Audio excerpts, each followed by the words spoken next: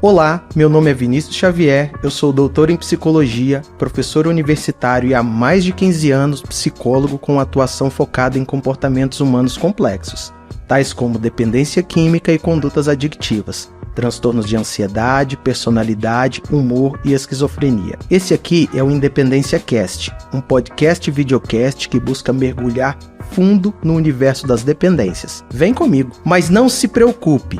Será um trajeto leve, informativo e, acima de tudo, acessível. O nosso papo é para todo mundo. Seja você alguém que quer entender mais sobre o assunto ou um profissional de saúde que lida com essas questões no dia a dia. A ideia é abrir espaço para conversas sinceras e cheias de conteúdo, sempre com aquele toque que faz a diferença. Esse podcast não é um projeto qualquer, é um pedacinho de mim que eu quero compartilhar com você.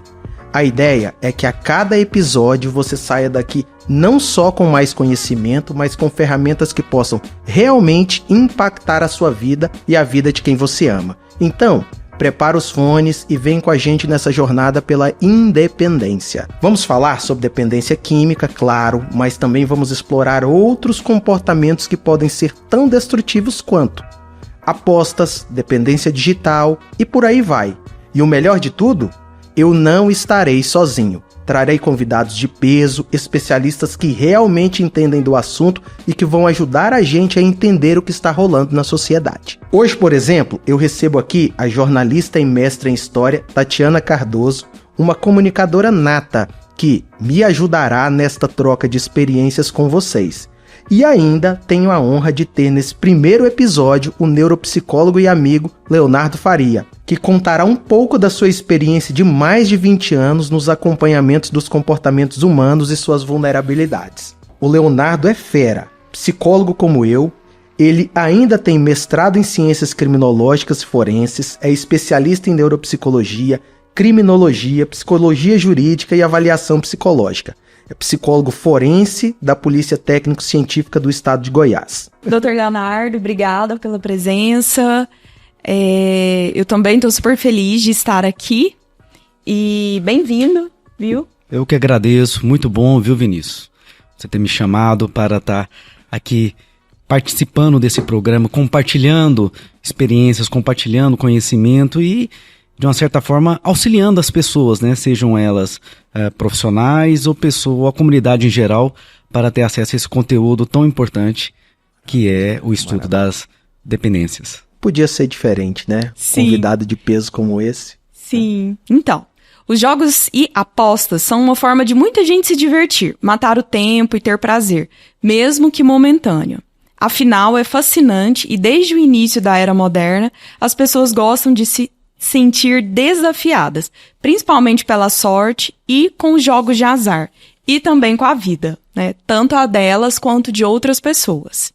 Contudo, tal alegria pode se transformar em transtorno quando se torna um vício, evoluindo para uma dependência que compromete a saúde mental e pode ainda levar a outros consumos, como de drogas e comportamentos violentos.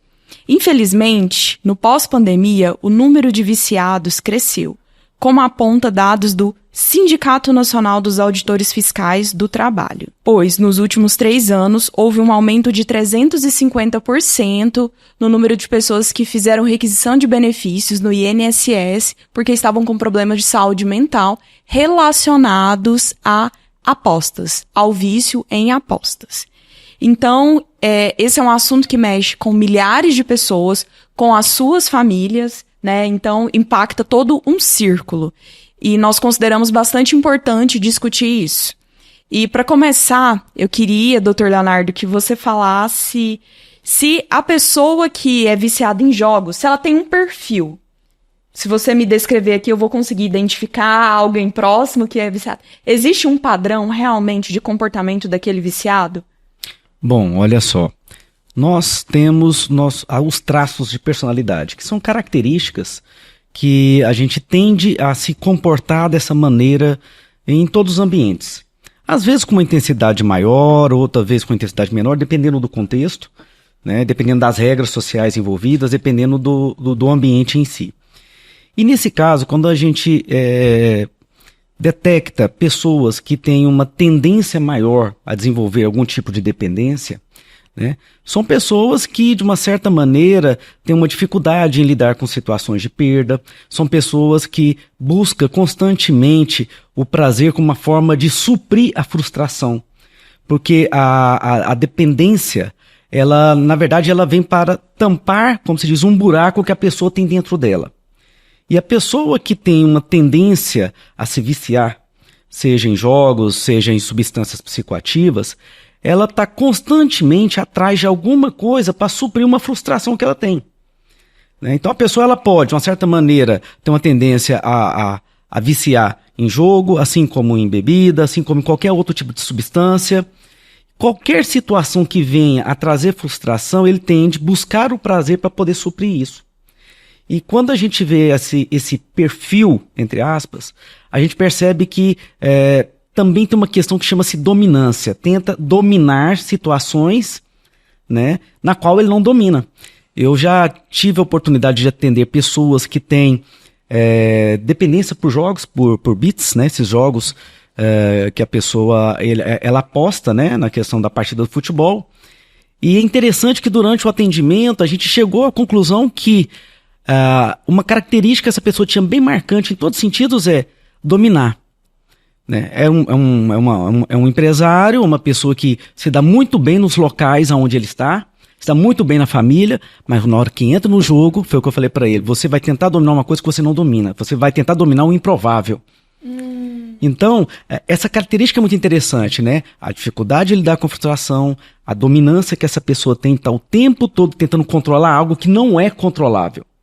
Essa é a questão. Não é, realmente. Né? E é como se fosse uma espira. Quanto mais a pessoa ela vai para o vício, para a repetição, mais ela foge dela mesma. E vai criando uma espécie de uma frustração, isso vai alimentando todo um ciclo que ela não consegue sair disso. Leonardo, eu tenho percebido, dentro desse contexto que você tem falado, dois perfis falando especificamente de apostadores, dois perfis que têm chegado ao meu consultório. Aqueles que buscam, na aposta, uma maneira de resolver um problema de natureza financeira. Então, o aspecto relacionado à ambição é muito grande. Ganhar dinheiro fácil? Ganhar dinheiro fácil, buscar um atalho, né? E aí a gente pode discutir inúmeros outros contextos relacionados a redes sociais, perfis, padrões, enfim. Mas eu vejo aqueles que têm uma ambição muito grande e encontram no jogo uma forma de suprir essa necessidade, esse atalho. E eu encontro aqueles também que têm no jogo o aspecto relacionado à regulação emocional. Quer ver? Eu te dou um exemplo. Eu tenho um apostador no consultório. Claro, vamos manter sigilo. Mas a grande questão dele é a latência entre o apostar e o resultado acontecer. Nesse intervalo entre o apostar e o resultado se dar, é tanta emoção ali presente, adrenalina, dopamina, e é que ele esquece do mundo, esquece dos problemas, esquece de tudo aquilo que estava fazendo mal a ele, não interessa se ele ganhou ou perdeu. O ganho financeiro não é o importante, mas sim a emoção presente nessa lacuna. E já existem aqueles que querem, através da aposta, um ganho fácil, né? Então, existem esses perfis de jogadores aí presentes. E esses jogadores, eles são viciados também em sentimentos de intensidade? Porque esse período aí, essa lacuna, né, que você falou de tempo, é intenso, né? Entre o ganhar ou não, né? Eu sofreria muito, muito mesmo. Mas, e essa pessoa que joga, ela gosta de emoções intensas? Vocês já identificaram isso? É comum elas gostarem dessa intensidade?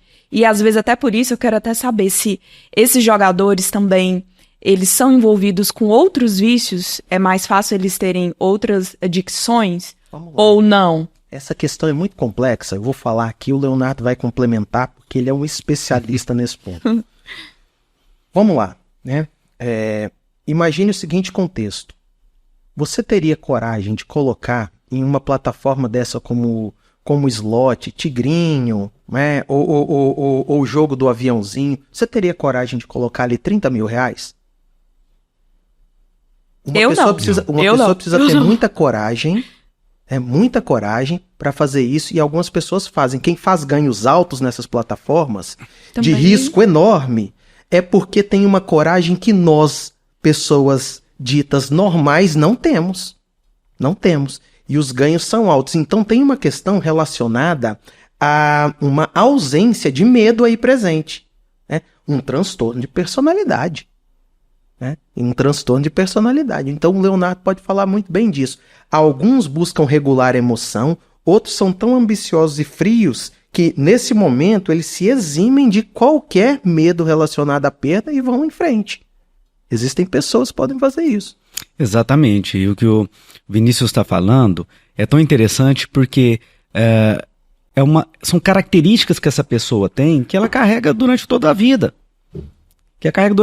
Só que muitas das vezes ela não tem a percepção que ela é desse jeito, né? Porque é uma característica presente, como eu disse, em vários ambientes. E quando a gente fala dessa questão do medo, existem estruturas no cérebro que trabalham nessa regulação do medo, como por exemplo o sistema límbico, né? A própria amígdala, que é como se fossem hipoativadas, são pouco ativadas. É como se essa questão do medo não consegue barrar ele de uma forma instintiva. Pelo contrário, né? A questão de desafiar o medo, estar enfrentando o medo, cria todo esse circuito, né? De gerar adrenalina, de gerar cortisol, que é um hormônio do próprio estresse, e de dar justamente essa sensação, né? Essa sensação de estar ali tentando dominar a situação, uma sensação que mistura prazer e ao mesmo tempo desafio, gera uma certa instabilidade, da onde ele acha que vai dominar, mas na verdade ele não domina. E cria todo um ciclo vicioso. E a frustração, que está muito ligada a não ter as expectativas atendidas, ela vai crescendo mais ainda, porque na medida que ele tenta dominar e ele não consegue, ele se frustra, e aí ele tenta mais uma vez, ele se frustra, e tenta mais uma vez, com mais e se intensidade, frustra. colocando mais dinheiro. Exatamente. É um viés de distorção cognitiva. Eu chamo isso de viés do ganho, né? O apostador, ele é um hiper otimista que maximiza as possibilidades dele de ganhar e minimiza as possibilidades dele de perder. Porque em questões probabilísticas, a casa sempre vai ganhar. Ele cria um cenário positivo. Exatamente. É uma distorção cognitiva. Por quê? Porque aparece aquela crença de que se ele apostar de novo, ele vai ganhar. Por quê? Porque ele obteve sucesso no passado. Então ele hiperdimensiona essa probabilidade de que a coisa vai dar certa e hipodimensiona a probabilidade de a coisa dar errada. E é por isso que ele vai apostando. Né? É o que a gente diz aqui na terapia para que ele fique bem ciente. Apostar não é a solução para o seu problema, é parte dele. É parte dele. Por quê? Nesse contexto de jogo, e se você observar, abre uma plataforma, a música, as cores, a ambiência como um todo te faz querer ficar cada vez mais ali. Né? Até a forma como os números são colocados ali, ó, o valor que ele tem, o valor que ele vai apostar, passa a ser números e não necessariamente algo monetário. É como se ele estivesse fazendo transações meramente eletrônicas. É muito comum, inclusive, apostadores perderem a noção do preço das coisas reais. Nossa, isso aqui é 5 mil reais? Não, 5 mil reais não é nada. Por quê? Porque ele aposta 5, ele aposta 7, ele aposta 10 em uma rodada. Então, ele perde a noção do que é realmente o preço real das coisas. E esses jogadores, gente, eles podem se viciar realmente em outras coisas? Em drogas, pornografia, outros tipos de... Eles têm outros tipos de comportamentos? Pode viciar sim. Até porque o mecanismo de recompensa que nós temos no cérebro, né? No cérebro nós temos uma área que nós chamamos de mecanismo de recompensa, chama área tegmental ventral. Essa área, ela ajuda a produzir um neurotransmissor, que é uma substância química, né? Que é a dopamina, que ela gera uma sensação de prazer. Todas as vezes que a pessoa faz algo que gera prazer, como por exemplo, ter atividade sexual, fazer o uso de alguma substância psicoativa. Malhar também, porque a gente tem a vigorexia, certo? Sim, tá apaixonado também, porque a gente vicia na outra pessoa. Sim, né? Inclusive tem estudos na USP que mostra pra gente que o apaixonado é como se fosse um viciado. Porque aciona justamente esse mecanismo de prazer, da onde se produz dopamina. A dopamina, ela é recaptada no cérebro, e a dopamina, ela gera aquela sensação de prazer, melhora a vigília.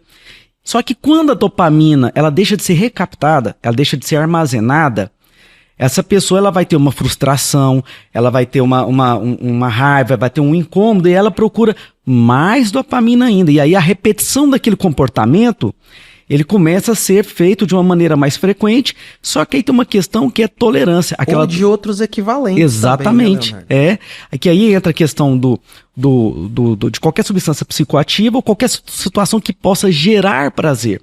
Só que aquele nível de dopamina que ele tinha para dar aquele tanto de prazer já não é mais o suficiente. Ele precisa de uma dose maior, Então, a situação que gera prazer, né, ele vai tentar procurar o prazer de todas as maneiras possíveis. E aí, quando a gente fala da questão do jogo, é interessante, né, Vinícius? Porque não é só o jogo, porque tem também a questão da bebida envolvida com isso, tem também todo um contexto ali, vários estímulos junto. Né? Eu quero complementar o que o Leonardo está falando. Essa questão da tolerância, ela é muito importante. Por quê? Primeiro, tolerância era um critério diagnóstico advindo ali do consumo de substâncias, né? Olha ele sendo migrado para o jogo, né? Um apostador de pôquer, que certa vez eu perguntei, mas por que então você não buscou entrar em mesas de apostas menores?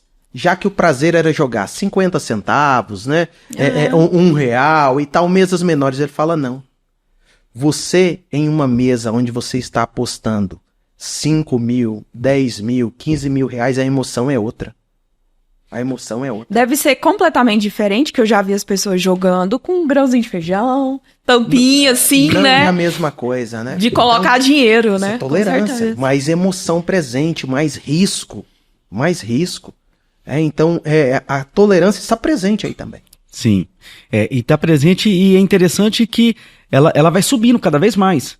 E a gente percebe isso, por exemplo, quando a pessoa começa a ingerir bebida alcoólica, né, na vida, começa a beber cerveja. Às vezes, 2 copos de cerveja já dá aquela sensação de prazer.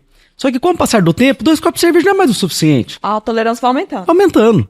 Ela precisa de 2 garrafas. Vai aumentando, 2 garrafas, e cada vez mais isso com tudo.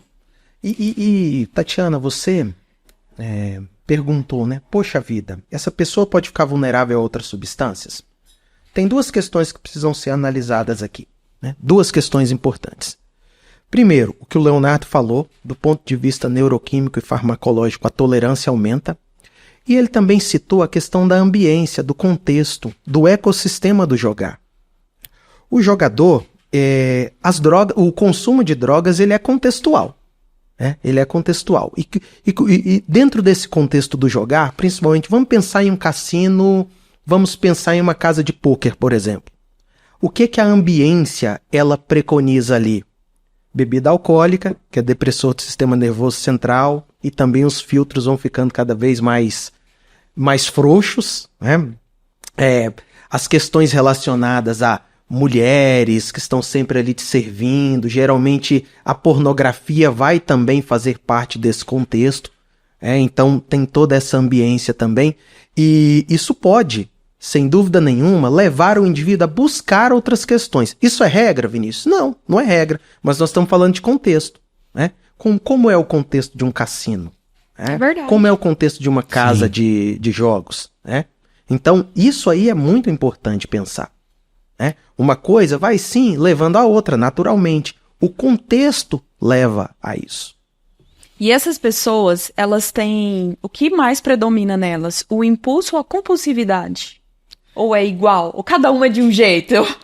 Bom, são funções diferentes, né? Tá, mas elas funcionam de uma maneira a ser complementares, né? Porque quando a gente fala de impulso é uma força que te leva a fazer alguma coisa, né? E o impulso está muito ligado... está muito ligado a não pensar nas consequências. O impulso a pessoa ela faz, mas ela não pensa nas consequências, ela não mede as consequências. E na medida que esse impulso leva essa pessoa a agir daquela forma, a não medir as consequências, a compulsão ela vem como uma forma para poder suprir, muitas das vezes, aquela frustração que o impulso gerou e não ter tido a consequência desejada. Ou seja, a pessoa ela funciona num ciclo que ela tem um impulso, isso gera uma ansiedade, gera uma consequência negativa.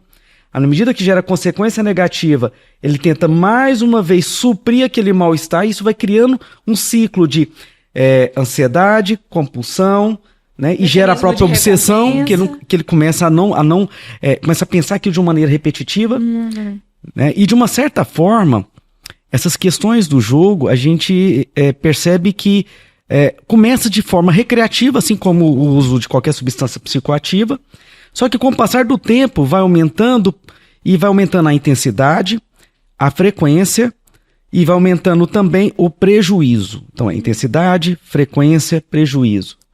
E isso acaba também atingindo vários contextos, porque muitas das vezes ele jogava num determinado ambiente, e na medida que ele não tem aquele ambiente, né, Vinícius, ele começa também a tentar fazer isso em outros ambientes também, assim como o uso da própria substância, né? Vamos lá, quer ver?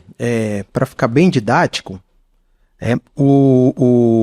a compulsão está para o comportamento, né? Está para o comportamento do indivíduo. Ele faz em compulsão.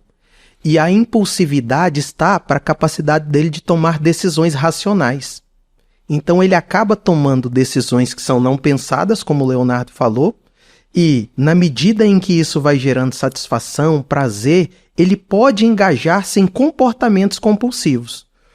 O que a gente vê dentro da trajetória de um jogador viciado ou dependente típico? Ele começou de forma recreativa, como o Leonardo falou, mas o acesso ao prazer, as plataformas, elas estão programadas para que os ganhos aconteçam nos primeiros momentos. E você fica independente também. Exato, e na medida em que eu ganhei, né? E aí vem, essa conversa é viva, né? Aí vem o papel dos influencers todos dizendo que vão ganhar, isso foi muito discutido e essas questões estão aí na mídia para todo mundo ver, que realmente é um engodo, é uma mentira, é uma isca que se lança, mas as pessoas acreditando nisso e tendo sucesso nas suas primeiras empreitadas de apostas, elas vão, de uma forma muito mais intensa, buscar aquele comportamento.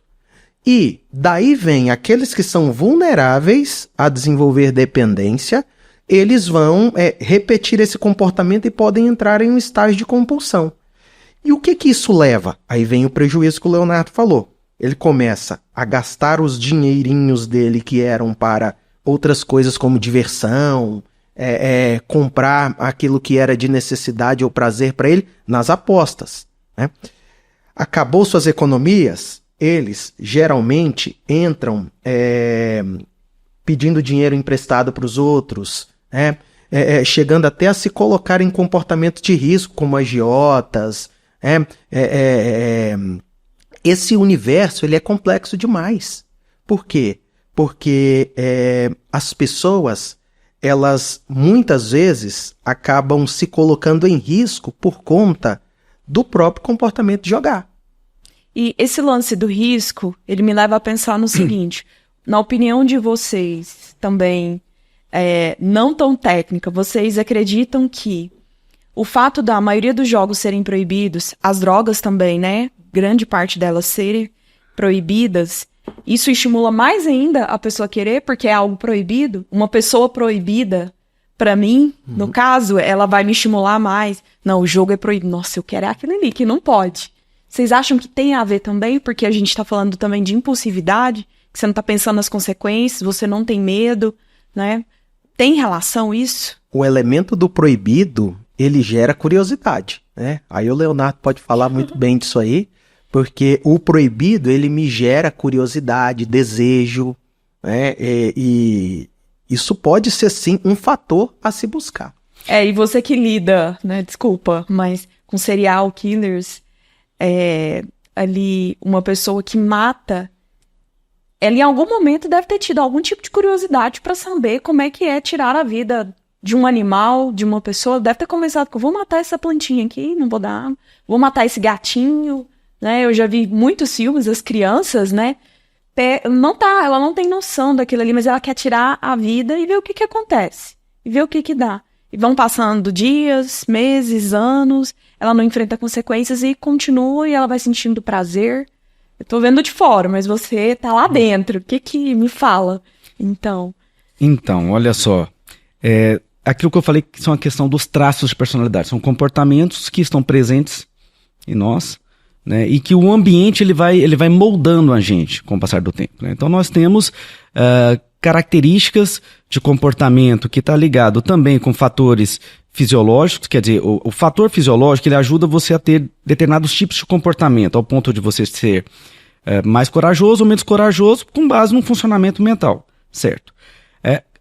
Só que o ambiente, ele modela isso. O ambiente faz com que o nosso sistema nervoso possa produzir mais neurotransmissores. Na produção de mais neurotransmissores, você vem a ter mais alguns tipos de comportamento. Quando a gente vê a questão de pessoas que se comportam de uma maneira antissocial, ela já tem desde a infância o que nós chamamos de problemas de conduta, que são comportamentos muito ligados a violar regras, né?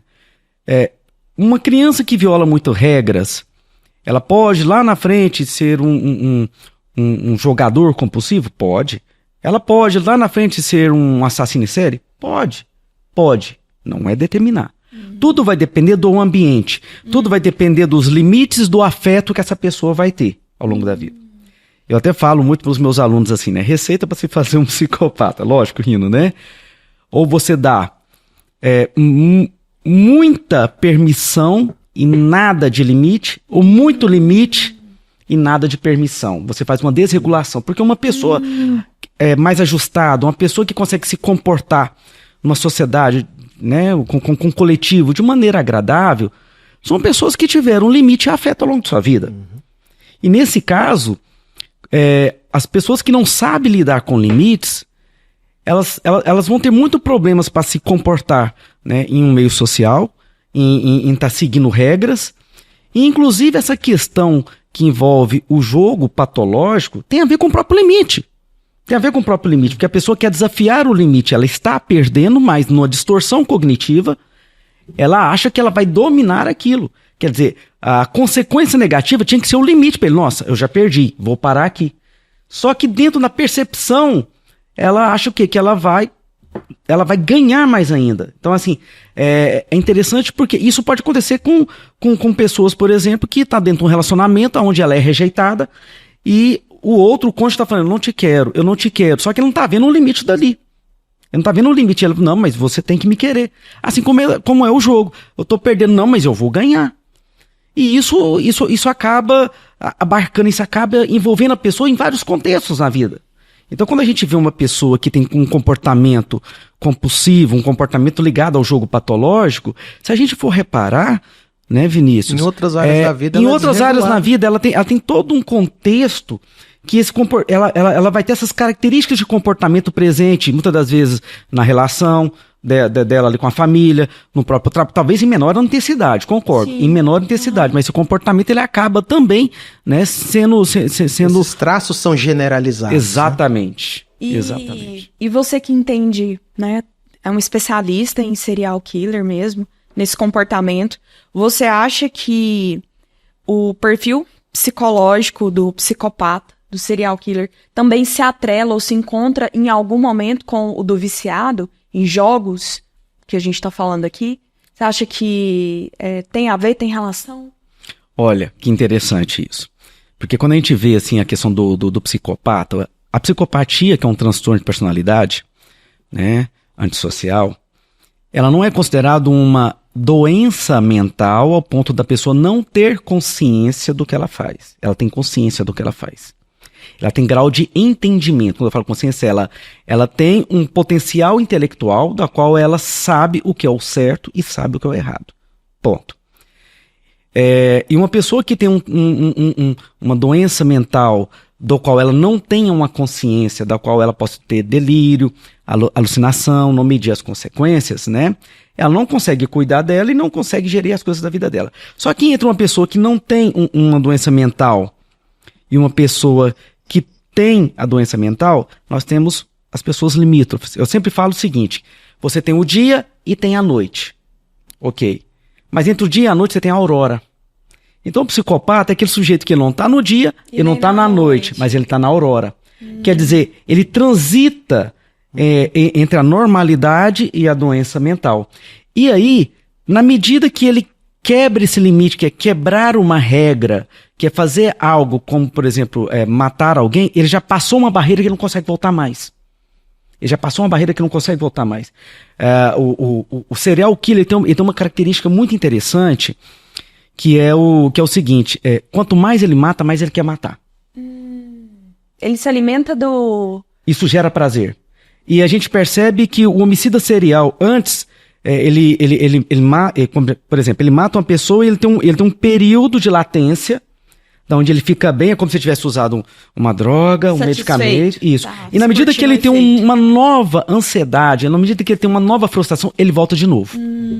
E isso a gente percebe também, né, Vinícius, com as pessoas que têm dependência pelo jogo. Na medida que ele tem uma frustração, né, dentro de casa, algum problema que surge na família, ele vai lá e volta. Eu atendi uma vez uma pessoa que ela era viciada na questão do jogo, e todas as vezes que ele tinha contato, né, com pessoas que geravam problemas para ele, um irmão, por exemplo, todas as vezes que ele tinha contato com esse irmão vinha atrás dele, na hora ele ia lá e começava a jogar. Isso é muito comum mesmo. A pessoa diante de uma emoção muito forte, seja ela positiva ou negativa, porque a gente acredita que tem muita gente que acredita que é somente emoções de natureza negativa, né? Quando eu estou com raiva, quando eu estou triste, quando eu estou com medo, eu recorro a essa estratégia de esquiva ou de fuga que é o jogar. Não, tem muita gente que está tão feliz, tão eufórico, que fala assim, olha, eu vou jogar.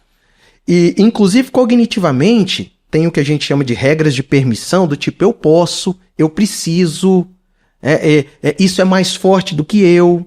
São todos mecanismos cognitivos que o dependente traz, que a gente chama de crenças de permissão. Isso é muito importante, você analisar as suas crenças de permissão.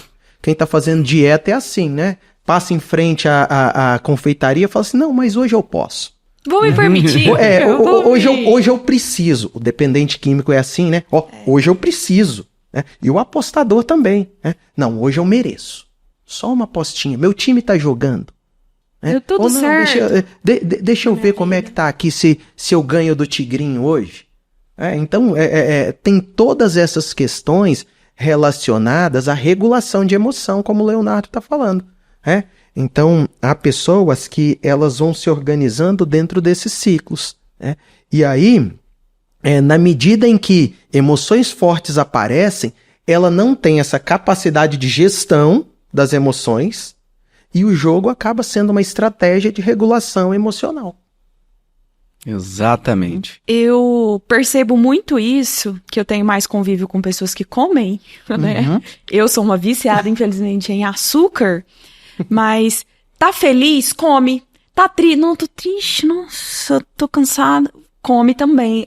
Aí você tá ali obeso, com vários problemas, mas você teve um ganho naquele dia, em qualquer situação da vida, você vai comer, nossa, tô tão feliz, eu vou comer um doce. É isso. Ai, nossa, deu tudo certo hoje, eu vou comer isso. Eu tô ali com 150 quilos, né, diabética e tal. Nossa, mas eu vou comer. E tô triste. Nossa, deu tudo errado. E aí eu vejo esse tipo de comportamento da tristeza. Eu assisto muito um programa Quilos Mortais, e as pessoas ali, 99% comem de tristeza. Ali tem sempre... Ali não é sobre fome. Ali é sobre gestão de emoção. Ou incapacidade de gestão Elas de têm emoção. fome, na verdade, de emoções. Né? Então, elas estão tentando colocar na comida. Eu já percebi isso. Não tenho informação nenhuma, né? Na saúde mental. Mas elas têm um perfil, né? Eu percebi que a maioria foi abusado quando era criança sexualmente. A maioria por pessoas de casa mesmo. Ou tiveram uma desregulação, limitação de alimento. Porque a mãe não queria que a criança ficasse gordinha, porque queria que fosse uma bailarina, uma modelo e tal. Não podia comer. Quando a criança teve oportunidade, E ela comeu tudo que ela podia. E continuou comendo, porque parece que virou uma chave que ela não conseguiu mais parar, né? De comer e continua. Esse é o meu... E quer tampar um buraco que vocês falaram realmente lá no começo, né? A pessoa quer suprir uma falta que ela tem. A gente chama isso de vulnerabilidade. Isso, né? são Vulnerabilidade. Algumas pessoas, elas são mais vulneráveis a desenvolver dependências. O Leonardo falou bem, a questão genética, ela é importante, mas a relação do organismo com o ambiente é um elemento determinante. Por quê? Porque nessa relação que ela faz com o ambiente, é que ela vai ter os seus mecanismos ou de vulnerabilidade ou de fortalecimento para que ela venha ficar mais ou menos vulnerável ao uso de substâncias. Por isso que a gente percebe em pessoas que têm uma tendência a adicções, vieram de um ambiente onde não tinham muita segurança ou não tinham muitos limites, ou a liberdade de expressão era muito precária, ou não tiveram acesso a lazer, não foram crianças criadas dentro de um contexto de espontaneidade, que são necessidades fundamentais que nós temos e que quando há falta nesse ponto, o indivíduo pode buscar em substâncias ou artificialmente ter acesso a tudo isso. Não é muito difícil, não. Basta você imaginar, por exemplo, um adolescente ou um jovem que é extremamente tímido. Nós recebemos nos nossos consultórios pessoas assim diariamente, né? Tem um déficit nas habilidades sociais. Por quê? As questões podem ser as mais diversas. Suponhamos que ele tenha sido criticado, comparado, sofrido algum tipo de abuso na adolescência, na sua formação. Ele descobre que quando ele consome álcool, por exemplo, ele fica mais desinibido. Então ele consegue conversar com as garotas, ele consegue fluir mais com os amigos, ele consegue se expressar melhor, ele consegue ficar menos preocupado com o julgamento dos outros. O que é que você acha que vai acontecer no próximo encontro ou a próxima festa que ele for? Certamente ele vai falar, preciso beber. Ele inclusive tem uma justificativa para isso, né? Eu preciso beber. E inclusive, muito compreensível que esse garoto venha vincular a diversão, a tranquilidade, a regulação do seu medo e da sua inadequação à bebida. Podemos, a partir daí, entender que ele está vulnerável a desenvolver uma dependência alcoólica. Vai? Não podemos determinar que vai. Mas ele está vulnerável a desenvolver uma dependência alcoólica. E, inclusive, dizendo o seguinte, eu preciso beber, eu preciso jogar, eu preciso fumar. A gente ouve isso o tempo todo. Eu só consigo dormir se eu fumar um baseado de maconha, né? Eu só consigo relaxar se eu beber. Eu só consigo trabalhar se eu tomar determinado estimulante. Né? As pessoas vão... Até com medicamento. Né? É isso que a gente chama de vulnerabilidade. Até com e é interessante, porque se a gente faz um levantamento, por exemplo, das características de comportamento, por exemplo, de um psicopata. Sim. As características de comportamento de uma pessoa que ela tem a dependência química na infância, a gente vai ver justamente isso que o Vinícius falou. Ocorreram situações traumáticas, situações não agradáveis, situações que foram mal resolvidas, que lá na frente, justamente o jogo, o uso da substância, o matar o outro, é uma forma que a pessoa tem de tentar resolver, de tentar suprir aquilo que, de uma certa forma, gerou uma frustração. A questão da frustração eu vejo como um elemento muito importante nisso tudo. Porque eu que já fiz várias avaliações de pessoas com características de comportamento antissocial de psicopata, a gente encontra abuso sexual, maus tratos na infância, negligência, no sentido do pai não dar atenção, da mãe não dar atenção, superproteção, que a superproteção ela é tão ruim exatamente. Quanto a não exatamente. Ela faz muito mal do mesmo jeito de como que ela não é protegida. Não tem autonomia. Não tem. E aí, é interessante porque assim, a pessoa ela começa a tentar encontrar nesses comportamentos disfuncionais é como se estivesse tentando encontrar uma forma de resolver esse desconforto. Só que ela, de uma certa maneira, ela não tem uma ciência disso, ela não tem um entendimento disso. Ela não tem um entendimento que isso está... Ela não faz uma análise funcional de que esse comportamento disfuncional, esse comportamento ruim, ele está atrelado a alguns eventos que aconteceram na vida dela. Por exemplo, vários homicidas seriais que têm uma tendência a matar uma característica de vítima, ou só mulher, ou só criança, por exemplo, eles tiveram lá atrás... episódios, situações negativas ou com uma criança ou com uma figura feminina. Entende? E muitos deles também acabam desenvolvendo vícios. É muito comum você ver, por exemplo, homicidas seriais, eles terem determinados vícios. Né? Vícios em pornografia, vício no uso de alguma substância, cocaína, por exemplo. Né? Então é todo um conjunto de comportamentos buscar o prazer para suprir essa frustração, esse mal-estar psicológico, né? Que de uma certa maneira foi desencadeado ao longo de sua vida. Você falou aí da questão da figura feminina envolvida nisso, né? Eu lembrei de casos assim, emblemáticos de serial killers no Brasil, em que, e percebendo assim num todo, a mulher parece que é a maior vítima sempre, né, dos assassinos em série. Noivas, mulher no ponto de ônibus, professor, sabe assim, agora me veio isso à cabeça, eu fiz esse link, né, que parece que a maioria das vezes é a mulher a vítima, né, desse tipo de pessoa.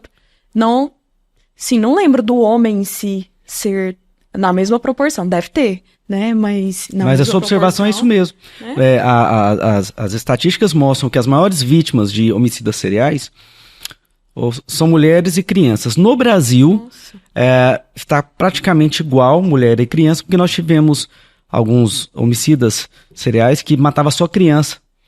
Né? Então, assim, nós tivemos... não me lembro agora, me esqueci do nome agora desse homicida serial, que está preso até no Maranhão, Francisco das Chagas, lembrei agora. A tendência dele era o emasculador de meninos. Ele além de matar, ele emasculava, ele retirava a genitália da criança. Então, no Brasil, essa taxa está meio que equivalente, mas no mundo todo são mulheres mesmo.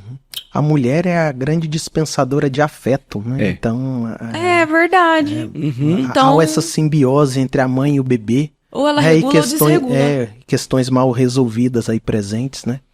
E é tão interessante porque nós também temos vários homicidas seriais que, quando eles vão cometer os seus atos dentro de um ritual, que alguns eles cometem o ato dentro de um ritual, nós chamamos de homicidas seriais organizados. Então ele seduz a vítima, leva para um determinado ambiente, e ali ele faz todo um ritual vinculado a um fetiche, da onde ele se traveste de mulher. É muito como coloca peruca, coloca saia, se maqueia. É o Silêncio dos Inocentes? É bem aquilo ali? Sim. Não é? Sim. Me lembrei agora do filme. Então é comum isso, essa questão da figura feminina, ela tá ligada a isso. Enfim. Mas caminhando já, né, para o final, tá muito bom, né? Mas vocês dois que atendem também pacientes, têm um lado clínico, além de professores, o que vocês falam desse tratamento para esse viciado, esse adicto em aposta? Como que é? Né? Em que consiste? Se a família tem participação nisso também? Sem dúvida nenhuma. O tratamento dessa envergadura, ele vai ter que envolver o indivíduo e toda a rede de apoio dele. Por quê? Tem que haver, dentro do processo de tratamento, o que a gente chama de mudança de estilo de vida. Ele precisa, primeiro, rever todas as questões relacionadas a áreas da sua vida, como amigos, então talvez tenha que sair de alguns grupos de WhatsApp, talvez tenha que deixar de frequentar alguns locais, talvez tenha que voltar a relacionar-se de uma maneira mais intensa com a família e menos lá fora, rever as questões relacionadas ao próprio trabalho, a forma como ele faz gestão financeira, o impacto disso nos seus relacionamentos íntimos, como, por exemplo, o casamento, o namoro. Tudo isso precisa ser revisto. Ele precisa, o programa de tratamento preconiza mudança de estilo de vida. Esse é um ponto. E mudar estilo de vida é mudar contexto dele, a forma como ele pensa e a forma como ele age, os locais que ele anda, mas também as pessoas que o rodeiam. Então a família precisa estar envolvida. E também é preciso que a gente vá buscar nas causas, como nós discutimos aqui, as razões pelas quais ele joga. Então um processo de psicoterapia é muito importante para entender o porquê ele faz o que ele faz. Aonde há ou onde está a sua vulnerabilidade. E terceiro ponto, mas não menos importante, é preciso também, como o Leonardo bem destacou, uma regulação química que muitas vezes ela é farmacológica. Ele vai precisar de um suporte químico para controle de impulso. Ele vai precisar de um suporte químico para redução de ansiedade. Então, essa parceria entre o psicoterapeuta e o psiquiatra é importante. Essa parceria entre psicoterapeuta, psiquiatra e grupos de mútua ajuda também é importante. Alguns estão em uma situação tão crítica que vão precisar, inclusive, de internação. Tal qual se faz, muitas vezes, com um dependente químico. Nós estamos falando aqui de algo que é muito sério. Não é natural, por exemplo, uma mãe deixar de comprar o leite do filho ou vender os brinquedos dele para jogar. Tem uma questão relacionada à doença aí presente. O controle do impulso, a forma como essa pessoa toma decisões, o quanto o comportamento dela está desregulado, isso tudo é importante. Exatamente. E aí, a pessoa ela tem que também desenvolver novas formas de obter prazer. Quer dizer, legal. Será que o prazer ele só pode ser obtido através do jogo ou dessa substância? Que outras questões, que outros locais, ou que outros ambientes, ou que outros comportamentos eu posso ter para desenvolver prazer? Não, mas o que... às vezes a gente escuta, não, mas o que... é só um joguinho, eu trabalho tanto, eu faço tanta coisa, será que eu não tenho o direito de ter o jogo? É só isso que me dá prazer. E a gente vê uma limitação de ver assim, mas será que é só o jogo que te dá prazer? Será que é só a bebida que te dá prazer? Ah, não, mas eu não gosto de fazer esporte. Ah, não, mas eu não, isso não vai dar certo. Então você vê uma certa rigidez cognitiva para poder não obter uma outra forma de obter prazer. E o esporte também acaba sendo um suporte muito bom para a pessoa ter o prazer, né, Vinícius? Porque ele ajuda também a produzir endorfina, que são substâncias que vão gerar ali um determinado prazer, e ele vai sentir um bem-estar também, sentir funcional. Vai ver o corpo dele se modificando, o corpo dele sendo modelado, e ele vai melhorando a autoestima dele. Então é todo um conjunto de comportamentos que ele tem que desenvolver para poder, né, tá vencendo aí, no caso, essas dependências. Veja se você concorda comigo. Eu acredito em uma tríade que ela é essencial para a recuperação de qualquer indivíduo. Consciência, amor e trabalho. Na medida em que o indivíduo tem consciência da sua doença, de que ele tem aquela vulnerabilidade, ele precisa mudar, ele está um passo adiante para melhora. Na medida em que ele tem amor, ou seja, relações bem estabelecidas, afeto em seu contexto, que ele tem razões pelas quais ele precisa mudar, olhando para o outro, inclusive, preciso mudar pelo meu filho, preciso mudar pelo meu casamento, eu preciso mudar pela minha mãe, né? E na medida que ele tem trabalho, ou seja, um papel produtivo na sociedade, uma razão, algo que o complemente, que faz com que ele seja reconhecido e validado por isso, e possa se autossustentar, ele está um caminho à frente. Porque preste atenção que a dependência, ou em jogos, ou em substâncias, ela altera o indivíduo nessas 3 dimensões. Consciência, onde ele é pré-contemplado, amor, as relações vão se esvaindo, e trabalho, ele vai perdendo papéis produtivos na sociedade.